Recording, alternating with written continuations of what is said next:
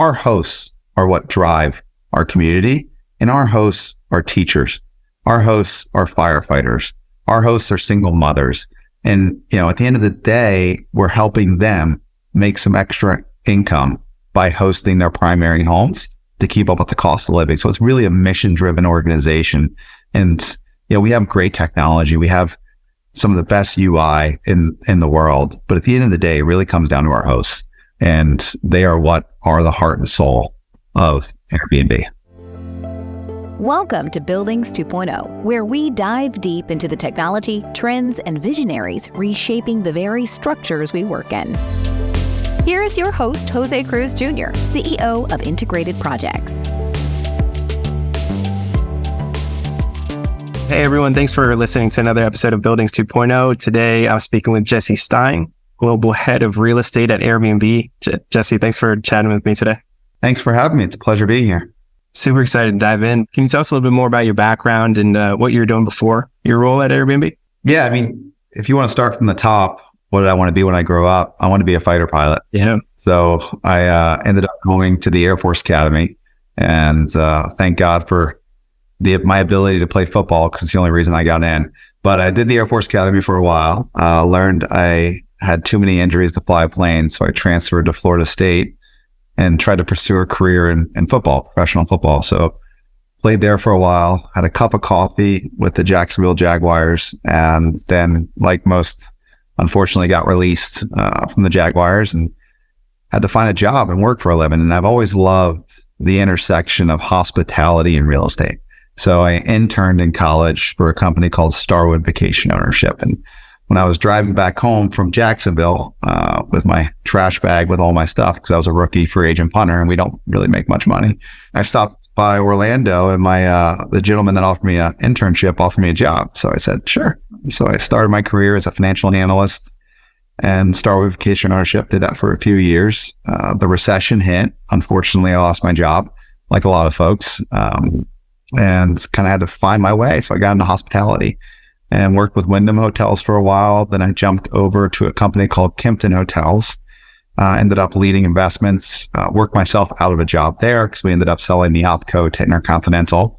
I spun off with a group of folks to raise another private equity fund. Led investments there for a while, and then Airbnb called, and I was inspired by the opportunity and the rocket ship that was Airbnb, and I decided to join the team and kind of spin up a new real estate group at Airbnb. On so many levels, I think curious to hear just what that transition was like going from private equity to Airbnb. I suspect from an operations perspective, just high growth perspective, just how to run a company perspective. Curious what was maybe some of the shocking kind of like cultural impacts. When you're a smaller private equity company, we had, we weren't Blackstone. We weren't Starwood Capital. We weren't Brookfield. We were a small niche group, and we were really focused on single asset transactions. And so I was flying around from market to market, really diving into the minute details of every transaction and the opportunity there. And it was really 100% focused on the numbers. At the end of the day, everything was the numbers. And I'm not saying that it's not part of the culture at Airbnb. It's definitely part of the culture. We're really focused on numbers and data. But with that being said, running a real estate group at Airbnb, I have software engineers reporting to me. I have marketing experts reporting to me. I have policy experts reporting to me. I'm doing a lot of comms work with our comms team. So it was a big transition in the fact that I was so maniacally focused on the data and numbers at my private equity role to here, I am more focused on leading a team. And my day-to-day is so much different at Airbnb than it was in the private equity world as a leader of a group versus a leader of a small little, investment group where I was buying, selling, developing, so on and so forth. So it's been a real blast. I'll be honest. It's been an honor. It's been a blessing, a personal blessing and a professional blessing to be here. And I have the great privilege of reporting to one of the founders of Airbnb, and he's one of the most humble individuals I've ever met in my life, and obviously one of the smartest individuals I've ever met in my life. Well, I can share from an outsider's perspective. My team would agree. I have a bit of a company crush on Airbnb and how you guys have just approached almost everything, right? From comms, and not lost on us how difficult it is from managing guests to hosts, and two sides of the marketplace, and efforts just to, I guess, at the end of the day, just build an incredible experience. I resonate, dearly with some of the founders' perspective on kind of design-led thinking. It's just really refreshing. So you guys are doing something right. And when you think about the core of Airbnb, it's really helping people monetize their homes and utilize their existing real estate better to make some incremental income. So it's really a mission-driven company as well, because, unlike the hotel space where we're owned by private equity, large LPs, our hosts are what drive our community, and our hosts are teachers. Our hosts are firefighters. Our hosts are single mothers. And, at the end of the day, we're helping them make some extra income by hosting their primary homes to keep up with the cost of living. So it's really a mission-driven organization. And, we have great technology. We have some of the best UI in the world. But at the end of the day, it really comes down to our hosts. And they are what are the heart and soul of Airbnb. Jesse, I didn't share this with you ahead of time, but I'm one of those Airbnb hosts. I'll share a little bit of personal background and why it, I think, personally resonates is when I started integrated projects about 5 years ago, actually, so I bootstrapped the company for some time. And it turns out when you're a bootstrap founder, you try to do anything for the company to de-risk as much as possible. So I'll never forget, I think it was around year 2 or 3 of the business where I was finally able to kind of pay myself something. And I used the monies I paid myself from the end of that year to put a down payment on a 3-unit property in New Jersey. And the thinking went, if I can afford to not pay myself, right, from the startup, to kind of de-risk it and instead try to kind of rent out my primary home, that it would just kind of help me de-risk the business, right? And so that's exactly how it played out. And for me, it's been transformational. And all along the way, I've seen kind of like how Airbnb has transformed its experience for hosts and obviously for guests. And so I can't help but to be a little bit of a fanboy. But I guess on your end, so now you've been tasked with how do we expand and partner with multi-family kind of landlords? Is that a fair kind of, that's the effort at hand? Yeah, I think your story is a beautiful one.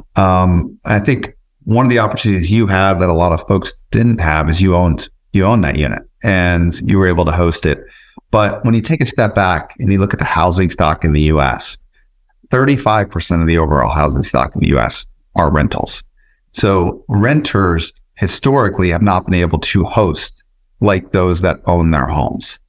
And that's been a philosophical challenge for Airbnb, but also for the consumers in those rentals, because those individuals haven't been able to monetize their primary home to save for, a down payment or potentially pay their rent or honestly buy groceries, whatever it may be, depending on your lifestyle. And one of the things that we're really trying to do is empower renters to monetize the benefits of Airbnb like those that own homes. And when you look at who owns the housing stock and the rentals, it's somewhat concentrated to a lot of these larger players. So we're starting with them, but then you kind of go down the funnel and you own a 3-unit complex in New Jersey. So you are one of those landlords, if you will. And eventually we hope that your renters have the ability to host their home part-time that you would if you owned that unit. So we've launched Airbnb Friendly Apartments, which is really a partnership with the largest landlords in the country. We started with groups like Equity Residential, Greystar, Brookfield, Starwood Capital, so on and so forth. We launched 175 buildings across the US and roughly 25 cities. So consumers can now go to Airbnb, find communities across the US that allow them to host, get in contact with those buildings, move in, and if they so choose, host their primary home part-time. We've been very blessed and we've scaled to over 260 properties across the US with another 100 or so in the backlog that we're going to be onboarding soon. And it's been really a great opportunity for the landlords, but also more so for the residents in those communities that want the ability to host part-time. That's so exciting. I'm curious, put us in the mindset of a landlord. What are some of the common objections that they'll typically say? And then I guess you got to kind of have to get their blessing right before you then equip the tenants. Yeah, 100%. I mean, change is always hard, right? And when you look at that 35% of the housing stock, taking a step back, there's not enough housing in general. And so rentals are primarily full. You look at the data, 95 to 97% full, depending on is it multifamily, single family rentals, whatever it may be. So when you put yourselves in the shoes of the landlord, the question is like, why? Why would I do this? I'm already full. Rents are healthy, if you will, but why would I do this? So there's really three core benefits to the landlord. One, we are marketing their properties to our consumers for free. So there's not like an expense to get lead generation from Airbnb. We are very blessed with the amount of consumers we have. We've built, Airbnb is a noun and a verb. There's an SNL skit about Airbnb. It's craziness. We are very fortunate with the number of eyeballs. So we are now coaching those eyeballs to be able to find their next 12-month rental on Airbnb. And we are sending those consumers to our partners for free. So we are helping the top of the funnel, number one. Number two, we've built all the software and the tech on the back end to ensure the fabric of the community stays residential. So when a consumer hosts in your building, he or she is hosting part-time. So 40 to 60 nights a year, maybe 90 nights, potentially 120 depending on their lifestyle. We have hosts that literally host 10 nights a year. We have hosts that host 120 nights a year. Obviously the host that hosts 120 nights a year, his name's Marco, as an example. He is a sales consultant. He's traveling every week. Other hosts might only host when they take their family on vacation to Disney, and they pay for that vacation by hosting. So the tools really help ensure that the individuals that are hosting live there. First and foremost, they live there. It's their primary home, and they're hosting part-time. The third opportunity is when they host, our partners are able to take a percentage of the revenue, and that flows partially to the bottom line. So there's a rev share component for the landlords as well. So they get free demand, they get visibility and control, and they get part of the upside. And part of the upside is determined by the partner and how much services they're providing to the residents. I think the thought of, you guys are at around 100,000 plus units today. In total, across all of our buildings, yes, there's roughly 100,000 plus units. That doesn't mean there's 100,000 hosts. There's 100,000 units in the buildings, and those residents have the ability to host if they so choose. Right. But even scaling to that end so quickly is pretty remarkable. And yet on the other end, I heard you before say something like the multifamily market, something like 45 million units of some sort. So there's a long ways to go. What needs to be true in order to go even faster? I suspect the answer is some combination of things, but what are some of the ways to kind of make this more tenable to first owners and tenants? Well, what's really interesting, and if you look at our existing partners I mentioned that we launched with, the Equity Residentials, the Gray Stars, so on, every single one that launched with a handful of properties. Everyone's scared of change. Everyone's scared of the boogeyman in the closet, if you will. And once they get comfortable that the tools work and the fabric of the community stays residential, they, thank God, knock on wood, they've all expanded if they've had the ability to. So we've penetrated our existing partners portfolio in a more robust way since launch. And then getting each new partner to get comfortable with it takes time because everybody is somewhat concerned about whatever it may be, a flood in the building or a party or whatever it may be. But we've built all the tools to minimize the impacts. So I think it's more education to the real estate community that this is not taking away 20 units of your 100-unit apartment complex and running a hotel. That is not what this is. This is giving your residents the ability to host part-time. And so it's really just getting the word out, educating more, and having kind of the real estate industry talk to each other. Because I can say whatever I want to say. But if, UDR, who's one of our partners, preaches that whatever Jesse is saying is true, that actually has more of an impact. So it's going to take time. There's a lot of variables, and the 45 million you mentioned is equivalent to 35% of the U.S. housing stock. So yeah, there's 45 million rentals across the U.S. And there's a variety of roadblocks in the way, like local laws. You're in New York. Like, unfortunately, renters in New York today, given their new law, can't do this. But in San Francisco, it's clear. Residents are allowed to host 90 days a year. So wherever there's regulation, which is over 80% of the markets, we're happy with most of it. New York's the outlier, so that's another roadblock. And then there's other things as well, like we have to educate the lending community. Your collateral is still a 12-month lease. It's not a hotel. And so it's just an education process, and it's going to take time. But we're very, very grateful for our growth so far. But honestly, it's the tip of the iceberg. I mean, 100,000 units divided by 45 million is basically a rounding error to zero. I can speak for New York, and I suspect in other major urban markets, this topic is coming up. We ourselves serviced recently a commercial office turned residential project. You see this a lot in New York City, where you could be walking around in Midtown Manhattan at 4 or 5 p.m., look up, and there's a lot of empty space, and yet on the other hand, you've got skyrocketing kind of housing expenses, to your point earlier, but we just simply don't have enough housing.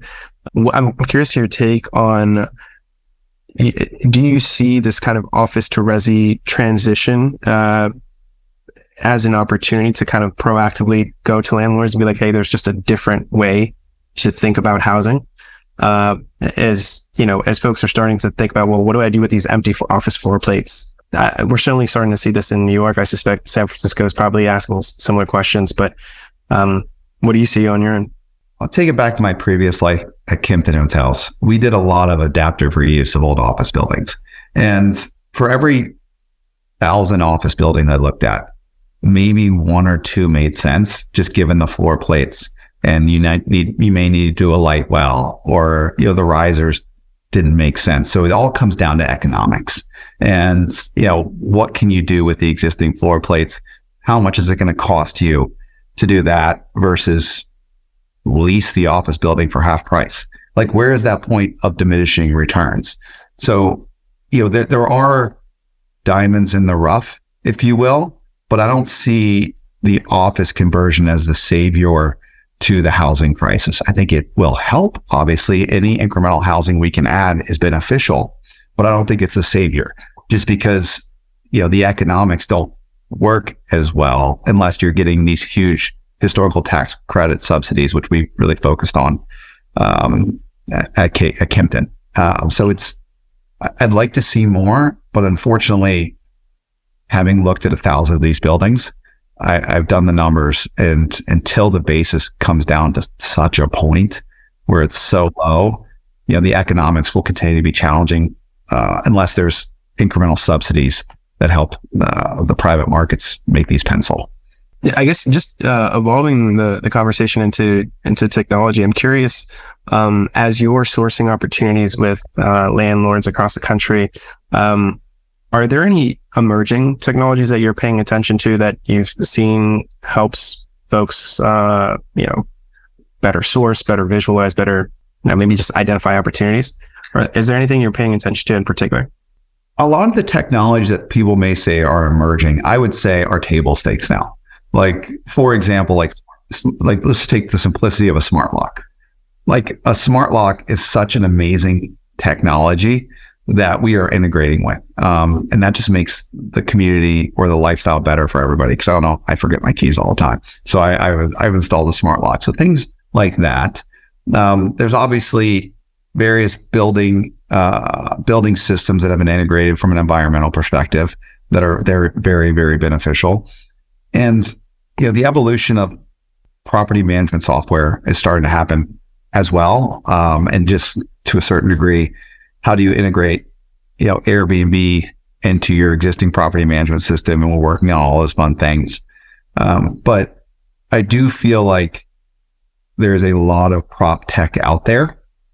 And I always wonder about, like, what is this prop tech solving? like what you guys are doing is really, really intriguing. And I've used it personally. And it's like helping solve visualizing, the space you either own or are looking to own. And that's like a missing piece. So I love that model. There's other things that I'm like scratching my head. It's like, what is the problem this technology is solving? So I keep a pulse on it. But what I'm really more focused on, to be honest, is how do we integrate Airbnb into multifamily residential in the right way? What are the tools we need to build to integrate that, to give people the flexibility they're looking for today to earn some extra income? So I'm more focused on those aspects and things like smart locks, things potentially like noise monitoring, things like that could make sense. I've always said with real estate, there's something like beautifully unsexy about it that like, doesn't matter how good your software is, if you can't get into the door, there's like something, beautifully human about it. And I can relate in many ways. At the end of the day, you can build incredible software. In fact, I'd argue perhaps like the first and second wave of prop tech did an incredible job of, digitizing images, text, and maybe floor plans.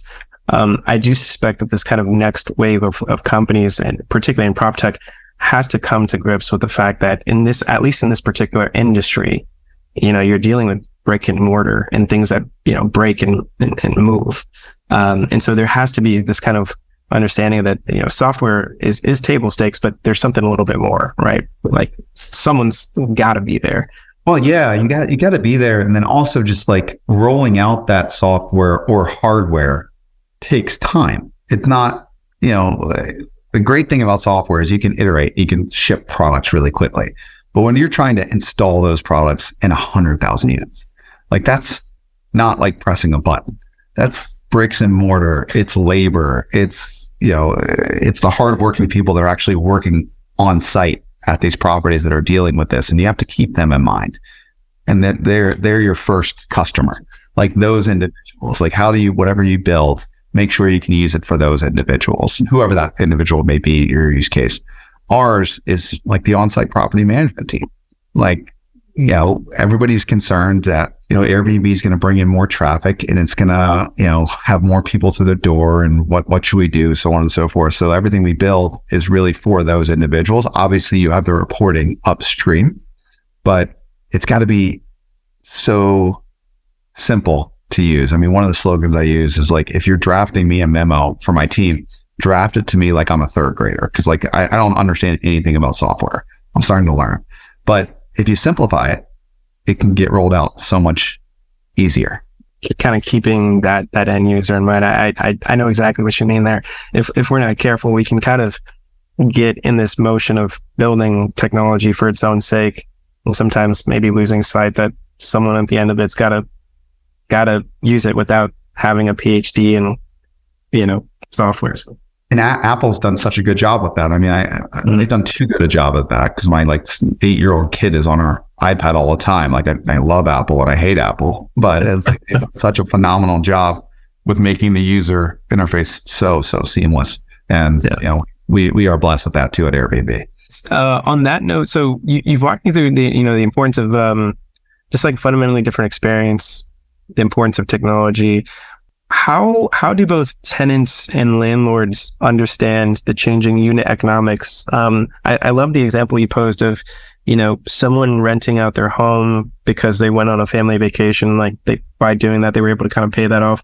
How do you approach the changing unit economics of being able to kind of rent out your own apartment, or for landlords, the impacts of their tenants having the flexibility to do this?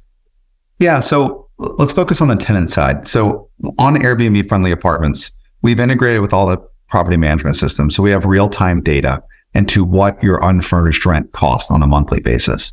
And we at Airbnb have so much data on what historical ADRs, average daily rates, have been for a short-term basis. So on Airbnb friendly, we built a custom calculator that kind of outlines what your unfurnished rent would be. And then below it, it gives you the option. Do you want to host one night? Do you want to host 2 nights, 3 nights, so on and so forth? And it can kind of show you what the ADR has been over the last 12 months. Now, obviously that is an average ADR. And ADRs, average daily rates, change daily. So if you host during compression periods, let's take my example of Gina in San Diego. She only hosts during compression periods in San Diego. And a compression period in San Diego is like Comic-Con, right? So that's not really an average daily rate, because that's the point. If she would to host on a random Sunday night, obviously the rate would be different. So historical ADRs aren't indicative of future ADRs, but it gives you kind of a snapshot in history, and it kind of shows you if you host 5 nights, 7 nights, you'll basically cover half your rent or whatever the numbers may be for the market you're in. And it's very, very, I hope it's very easy to use. We've done a bunch of research, and I'm a big fan of focus groups, and the focus groups seem like it's easy to use and understand. So that's really from the tenant side. On the landlord side, they can use the same calculator, right? And they can look at it and say, if 5% of my renters host, and they host 30 nights a year or 40 nights a year, and my rev share is 10, 15, 20%, they can all put that in their little Excel model and run it through to understand what they think their impact may be. And then obviously, once we have partners, we have reporting on a monthly basis. I have an entire account management team that works with our partners to help ensure the program is run successfully. And we do monthly, if not weekly, calls to go through the pros and cons, what we need to improve, where we're excelling, so on and so forth. And it's a full dashboard we built for our partners where they can see every night, every dollar, so on and so forth. I'm curious now, I guess at a personal level, with so many factors that you're grappling with, from the unit economics and customer facing side, from regulations, from just emerging technology. I mean, forget where we are today, like just kind of where it's all going. What's your day to day look like? How do you manage like software teams, product teams, customers? I'm taking notes. So any advice you got there? Well, let's start with today. So today, I drove my mother-in-law to the airport at 5:15 in the morning. And so that was 2 hours of my day. I did a call on the way home. My head of sales is based on the East Coast. So I called him around 6:30 in the morning. He was like, "What are you doing?" I'm like, "Calling you." And then I had a couple of policy calls this morning, doing some press interview with you. I had a call with a potential candidate for a BD role. I think the common theme is no day is the same. Every day is different. Every day is a new challenge, but I don't like to look at challenges. I like to look at opportunities. And, once a week I have to talk to a host, because like I bang my head against the wall 7,000 times in a week. And, what keeps me going is the story of Gina.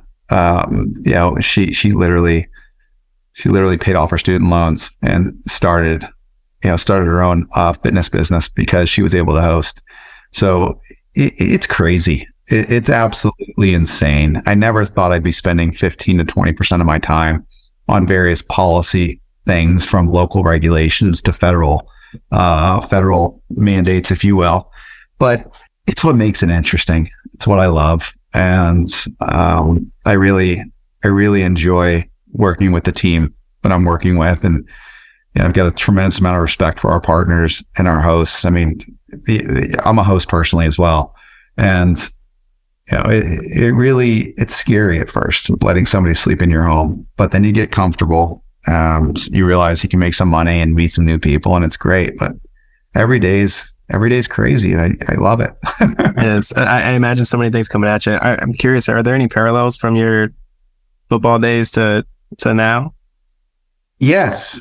I mean, clearly you're not on the field. You're. No, I think what the football days taught me is, I had the privilege of playing at Florida State for a couple of years, and there's 100,000 people in the stands every weekend, national TV, and it's like dealing with pressure and dealing with challenges. And I love the baseball analogy. If you get on base 3 times out of 10, you're in the Hall of Fame in baseball.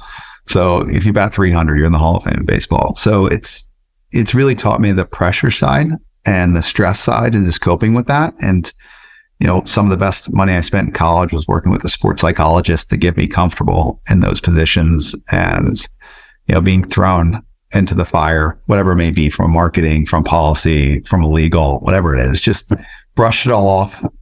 Wake up the next morning, pack your lunch, go to work, and bring a smile. You should just be grateful for the opportunity, and I am. Yeah. I think it's been so refreshing to hear, and kind of a reminder that we're all just trying to figure it out. Right. So I think I really appreciate your time. You've been extremely generous. It's not lost to me. You've been up since 5. 4:45. My mother-in-law was waiting for me at 5:15, and she was yelling at me because she was worried about the traffic in the Bay Area. Which, God bless her, I understand.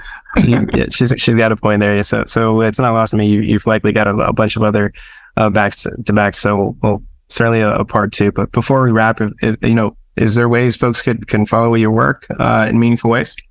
Yeah, I mean, honestly, if you just Google Airbnb friendly apartments, you'll find us. There's a way to get in contact with us at the bottom if you're a partner. If you want onboard your property, there's a contact form on the bottom of Airbnb friendly. And if you're a consumer, I would say give it a shot. It's maybe you don't host, maybe you do host, but why not live in a building that gives you that opportunity?